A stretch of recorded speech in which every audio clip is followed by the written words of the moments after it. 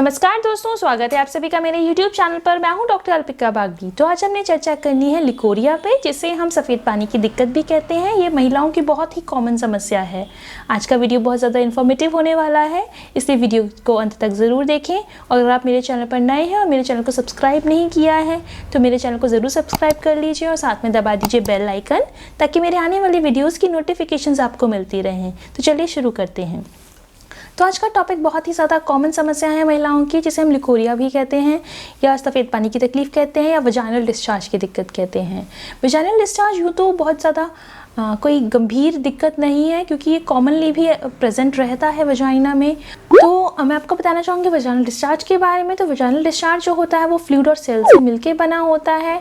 यूँ तो ये फिजियोलॉजिकली वहाँ प्रेजेंट रहता है। ये वजाइना को मॉइस्ट रखने में और लिब्रिकेटेड रखने में हेल्प करता है, और ये वजाइना की हेल्थ को भी मेंटेन करने का काम करता है, ताकि कोई इन्फेक्शन या एलर्जी जल्दी से अटैक ना कर सकें म्यूकस मेम्ब्रेन पे। लेकिन दिक्कत कब आ जाती है, जब ये बहुत ज़्यादा एबनॉर्मल हो जाता है, कंसिस्टेंसी या फिर क्वांटिटी बहुत ज़्यादा एबनॉर्मल होने लग जाती है, या बहुत ज़्यादा ऑफेंसिवनेस अगर होने लग जाती है, तो इसको हम दिक्कत में कंसिडर करते हैं।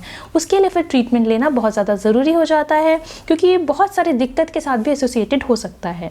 मेंस्ट्रुअल साइकिल के अकॉर्डिंगली इसका जो कैरेक्टर है, इसका जो अमाउंट है, वो यूजुअली वेरी करता रहता है। ये वाटरी भी हो सकता है, थिक भी हो सकता है। इसकी कंसिस्टेंसी बहुत ज़्यादा वाइटिश भी हो सकती है, येलोइश भी हो सकती है। तो हम इसको नॉर्मल में कंसिडर करते हैं। जो एबनॉर्मल वजाइनल डिस्चार्ज है उसके अंदर smell, itching, irritation, soreness, swelling, back pain, इस तरह के सिम्टम एसोसिएटेड हो जाते हैं। तो मैं आपको बताना चाहूँगी किस किस टाइप का डिस्चार्ज हो सकता है। तो इसमें पहला आता है वाइटिश डिस्चार्ज। जो वाइटिश डिस्चार्ज है वो यूजुअली पीरियड्स के पहले हो रहा है, तो वो नॉर्मल कंसिडर किया जाता है। तो मैं बताना चाहूँगी किस किस टाइप का वजाइनल डिस्चार्ज हो सकता है। तो इसमें पहला आता है वाइट। तो वाइट जो है वो पीरियड से जस्ट पहले भी हो सकता है, या फिर ओव्यूलेशन के टाइम पे, यानी पीरियड से 15वें दिन, 14-15वें दिन भी हो सकता है। तो वो ओव्यूलेशन के टाइम का होता है, उसको हम नॉर्मल कंसिडर करते हैं। अगर क्लियर और वाटरी आ रहा है डिस्चार्ज तो उसको हम नॉर्मल कंसिडर करते हैं। नेक्स्ट आता है अगर क्लियर और स्टिकी डिस्चार्ज है तो ओव्यूलेशन का टाइम होता है, उसको भी हम नॉर्मल कंसिडर करते हैं। अगर डिस्चार्ज का जो कैरेक्टर है वो हल्का सा रेडिश या ब्लड टिंट है तो उसको हम जस्ट आफ्टर पीरियड अगर वो हो रहा है तो उसको हम नॉर्मल कंसिडर करेंगे। बट अगर एबनॉर्मली ये डिस्चार्ज हो रहा है तो it could be because of cervical cancer, तो इसको भी हमें इंपॉर्टेंटली नोट डाउन करके रखना है। अगर इस तरह के सिम्टम कुछ आता है तो हमें उसका ध्यान रखना है। तो उसके लिए पैप्समेयर वगैरह की जांच कराई जा सकती है, ताकि उसको रूल आउट किया जा सके। उसके अलावा अगर डिस्चार्ज बहुत ज़्यादा येलोइश, ऑफेंसिव, ग्रीनिश इस तरह का आ रहा है तो वो हमारा बैक्टीरियल इन्फेक्शन की तरफ इशारा करता है। उसमें जो डिस्चार्ज का कैरेक्टर होगा बहुत ज़्यादा ऑफेंसिव होगा। ये ट्राइकोमोनियासिस के केसेस में हो सकता है, या फिर सेक्सुअली ट्रांसमिटेड जो इन्फेक्शंस होते हैं, गोनोरिया, उस केस में भी बहुत ज़्यादा ग्रीनिश डिस्चार्ज है। या HIV के केसेस में भी इस तरह के सिम्टम्स देखने को मिल जाते हैं।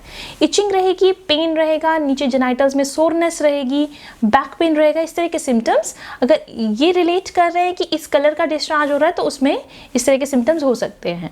नेक्स्ट होता है चीज़ी डिस्चार्ज, यानी बहुत ज़्यादा गाढ़ा सा, मटमैला सा अगर डिस्चार्ज हो रहा है तो it could be because of fungal infection, यानी यीस्ट का जो इन्फेक्शन है उसकी वजह से। तो इसको भी हमें ध्यान रखना है। और इस तरह का डिस्चार्ज यूजुअली मेनोपॉजल फीमेल में भी देखने को मिल जाता है।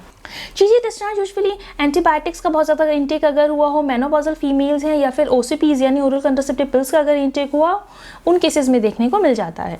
अब मैं आपको बताना चाहूँगी क्या क्या कारण हो सकते हैं। तो इसमें पहला हम डिवाइड करते हैं फिजियोलॉजिकल कॉजेस। फिजियोलॉजिकल कॉजेस में आ जाएगा अगर पीरियड से पहले या बाद में डिस्चार्ज हो रहा है तो वो नॉर्मल है। इंटरकोर्स के दौरान अगर डिस्चार्ज है उसको हम नॉर्मल कंसिडर करते हैं। ओव्यूलेशन की टाइम पे अगर डिस्चार्ज है उसको हम नॉर्मल कंसिडर करते हैं। OCPs यानी ओरल कंट्रासेप्टिव पिल्स का अगर इंटेक हो रहा है उसको हम नॉर्मल कंसिडर करते हैं, फिजियोलॉजिकल कॉजेज़ के अंदर कंसिडर करते हैं। या फिर स्ट्रेस की वजह से भी दिक्कत हो जाता है, उसको भी हम फिजियोलॉजिकल कॉजेज़ में भी कंसिडर करते हैं। अब मैं आपको बताना चाहूँगी कुछ पैथोलॉजिकल कॉजेज़। पैथोलॉजिकल कॉजेज़ में आ जाता है बैक्टीरियल वेजिनोसिस, यानी बैक्टीरियल इन्फेक्शन। कोई भी बैक्टीरिया अगर एंटर कर रहा है वेजाइनल एरिया में, वहाँ पे इन्फेक्शन दे रहा है तो उसको बैक्टीरियल वेजिनोसिस कहते हैं। उसके अलावा वेजिनाइटिस के केसेस में, सर्विसाइटिस के केसेस में, सर्वाइकल पॉलिप अगर है तो भी दिक्कत हो जाता है। फिब्रॉइड के केसेस में भी कई बार डिस्चार्ज का दिक्कत देखा जाता है। उसके अलावा गोनोरिया या ट्राइकोमोनियासिस, क्लैमिडिया इस तरह का अगर दिक्कत आ रहा है तो भी दिक्कत वजाइनल डिस्चार्ज का देखा जाता है। पेल्विक इन्फ्लेमेटरी डिजीज़ है, डायबिटीज़ मेलाइटिस का दिक्कत हो रहा है, या फिर अगर टैम्पोन रिटेन रह गया उसकी वजह से भी इन्फेक्शन हो जाता है। कोई मसल इंजरी हुई है उस टाइम पे भी वजाइनल डिस्चार्ज हो सकता है। तो मैं बताना चाहूँगी वजाइनल डिस्चार्ज के क्या क्या सिम्टम्स हो सकते हैं, यानी लिकोरिया के क्या क्या सिम्टम्स हो सकते हैं। लिकोरिया के साथ बहुत सारे सिम्टम्स अटैच रहते हैं। इसमें अगर डिस्चार्ज जो आ रहा है बहुत ज़्यादा ऑफेंसिव है, नीचे इचिंग इरिटेशन बना हुआ है, साथ में यूरिन की बहुत ज़्यादा अर्ज हो रही है और यूरिन के दौरान दर्द जलन का दिक्कत आ रहा है, उसके अलावा थाइज में या बैक में बहुत ज़्यादा पेन बना रहने लग गया है, नीचे पेड़ों में दर्द बना रहने लग गया है और यूरिन ढंग से पास नहीं हो पा रहा है, ऐसा लग जाता है यूरिन पूरी तरह निकला नहीं है, थोड़ा सा यूरिन अंदर रह गया, इस तरह के सिम्टम्स आएंगे। इचिंग इरिटेशन बना रहेगा, इंटरकोर्स के टाइम पे पेन का दिक्कत रहेगा, पीरियड्स के आसपास दर्द का दिक्कत बढ़ जाएगा। उसके अलावा महसूस किया जाएगा कि इन बिटवीन स्पॉटिंग का दिक्कत भी है। अगर बहुत ज़्यादा कोई कॉज बहुत स्पेसिफिक अगर आता है तो और तरह के सिम्टम्स भी देखने को मिल जाते हैं। तो मैं बताना चाहूँगी क्या क्या टेस्ट कराए जा सकते हैं। इसमें फिजिकल एग्जामिनेशन बहुत ज़्यादा ज़रूरी हो जाता है। गायनेकोलॉजिस्ट या आपके डॉक्टर चेक करेंगे पीवी पर वजाइनम या पर स्कैपुलम से कि किस तरह का डिस्चार्ज है, नॉर्मल डिस्चार्ज है या एबनॉर्मल डिस्चार्ज है। अगर जो यीस्ट का ग्रोथ हो रहा है तो वो पता चल जाता है उससे। साथ में पैप स्मेयर कराया जा सकता है रूल आउट करने के लिए। उसके अलावा यूरिन रूटीन एंड माइक्रोस्कोपिक या कल्चर कराया जा सकता है इन्फेक्शन की जांच के लिए। मैं आपको बताना चाहूँगी क्या क्या सावधानियाँ आपने रखनी है अगर आपको वजाइनल डिस्चार्ज का दिक्कत है। आप क्या क्या सेल्फ केयर प्रैक्टिसेस अपनी लाइफ में अप्लाई कर सकते हैं जिसको आपको वजाइनल डिस्चार्ज की दिक्कत में आराम आएगा। अगर आपको बहुत ज़्यादा इंटेंस इचिंग का दिक्कत है, बहुत ज़्यादा सोरनेस और स्वेलिंग बना हुआ है तो आप कोल्ड कंप्रेसेस का यूज़ कर सकते हैं, आप ठंडे की सिकाई कर सकते हैं। साथ में आपने ध्यान रखना है कि आप हाइजीन मेंटेन करके रखिए।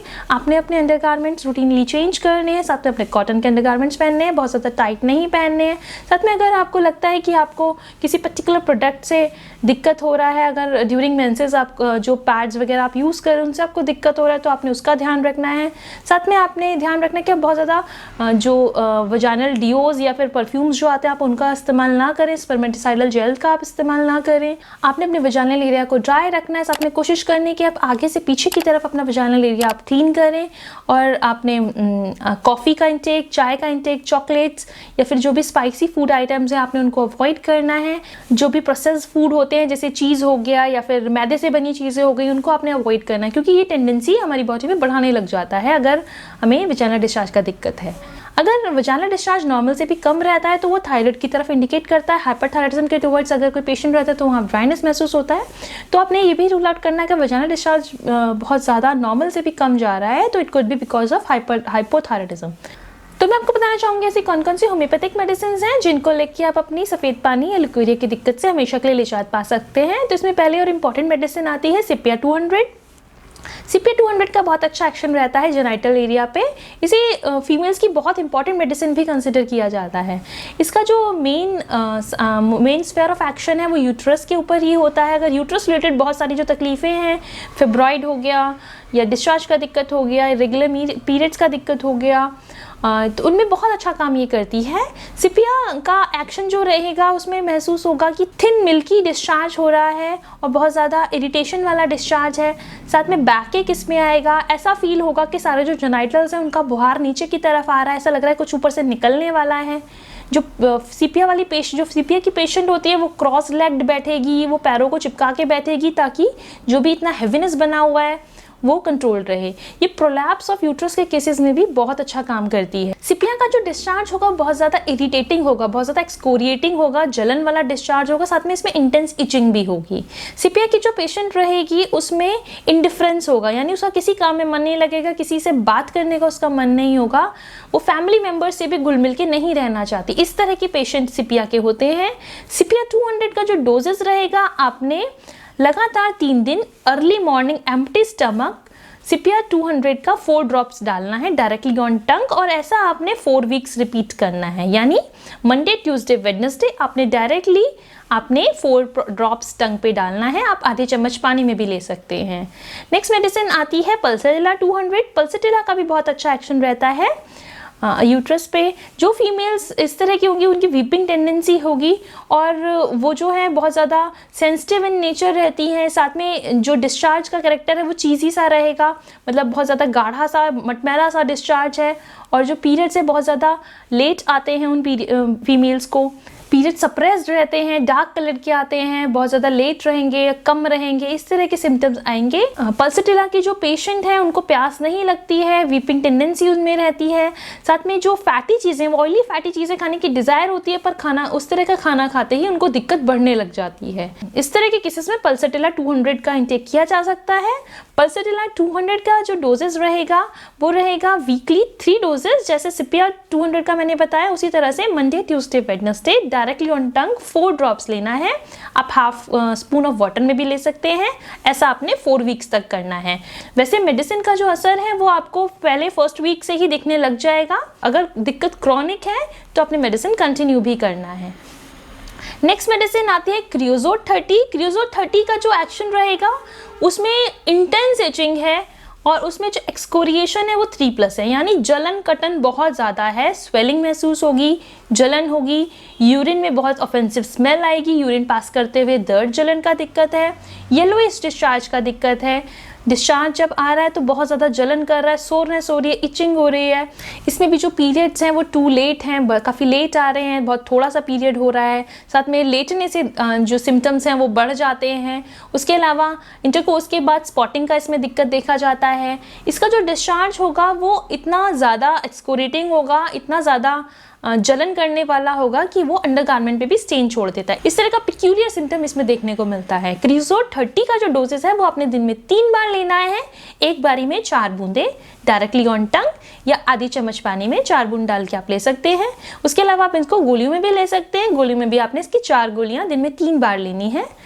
नेक्स्ट मेडिसिन आती है ग्रिफाइटिस 30। ग्रिफाइटिस 30 का एक्शन रहता है उन फीमेल्स पे जो कॉन्स्टिपेटेड हैं, अनीमिक हैं और वो सेहत में काफ़ी थुलथुली टाइप रहती हैं, काफ़ी मतलब फैटी रहती हैं और वो अनीमिक रहती हैं, उनमें बहुत ज़्यादा वीकनेस का दिक्कत है। साथ में पीरियड से पहले उनको पूरी बॉडी में पेन की दिक्कत रहती है, पीरियड से जस्ट पहले उनको ज़ुकाम या खांसी की दिक्कत होने लग जाएगी, उनको रेस्पिरेटरी रिलेटेड इश्यूज़ होने लग जाते हैं और उनका जो वजाइनल डिस्चार्ज का कैरेक्टर है वो भी थिन वाटरी डिस्चार्ज होगा और इरिटेटिंग डिस्चार्ज होगा। इस तरह के केसेस में ग्रिफाइटिस 30 ली जा सकती है। ग्रिफाइटिस 30 का जो डोजेस रहेगा वो दिन में 4 बार, एक बारी में 4 ड्रॉप्स। नेक्स्ट मेडिसिन आती है एल्यूमिना 30। एल्यूमिना 30 का भी बहुत अच्छा एक्शन रहता है लिक्विड के केसेस में। अगर सिम्टम्स आ रहे हैं थिन वाटरी डिस्चार्ज के, साथ में ऐसा फील होता है कि बहुत प्रोफ्यूज है डिस्चार्ज और ऐसा लगता है थाइस से बह रहा है, इतना ज़्यादा डिस्चार्ज का दिक्कत उसमें महसूस होता है। एल्यूमिना 30 के पेशेंट में जो मेंसेस का कंप्लेंट रहेगा वो टू अर्ली, टू स्कैंटी है, साथ में टू शॉर्ट है। पीरियड का जो साइकिल है वो बहुत ज़्यादा छोटा रहेगा, बहुत कम पीरियड आता है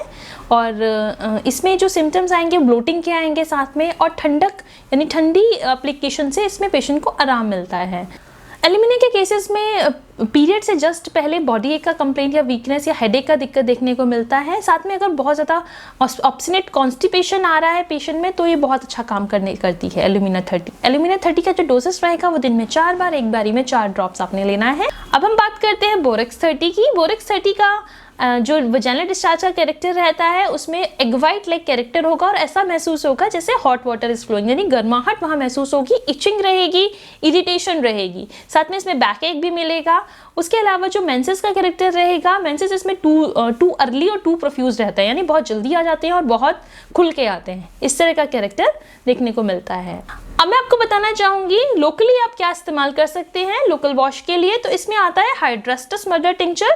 हाइड्रास्टस आप यूज़ कर सकते हैं हाफ मग गुनगुने पानी में 10 ड्रॉप डाल के 2 टाइम आपने वॉश करना है। जो आपको डिल्यूशन सूट होता है आप वो लीजिए। साथ में लोकल वॉश में आप सभी लोग यूज़ कर सकते हैं जिसको भी इस तरह का दिक्कत आ रहा है, बहुत अच्छा आपको आराम मिलेगा।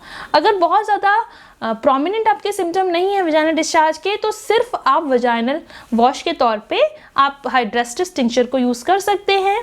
तो डोजेस मैंने आपको बता ही दिया, हाफ मग वाटर के अंदर 10 ड्रॉप डाल के आपने इसे सुबह शाम 2 बारी वॉश करना है। आशा करती हूँ आप सभी को मेरा आज का वीडियो अच्छा लगा होगा। अगर मेरा वीडियो अच्छा लगा है तो अपने फैमिली फ्रेंड्स के साथ शेयर करना ना भूलें और मेरे साथ यूं ही बने रहें। मिलते हैं नेक्स्ट वीडियो में। Please like, share and subscribe to my channel. Thank you so much. नमस्ते।